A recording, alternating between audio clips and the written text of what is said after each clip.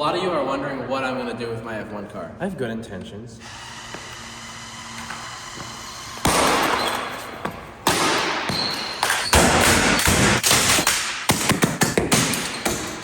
Probably gonna restore it. I get the car in like 20 days. I need to have it ready for the Monaco race now. We need expert engine builders and installers who will install the engine in the F1 car. So I just need an engine that matches up to a carbon fiber Red Bull F1 gearbox. There are no internals in our gearbox, I found out. Are you fluffing my scruff?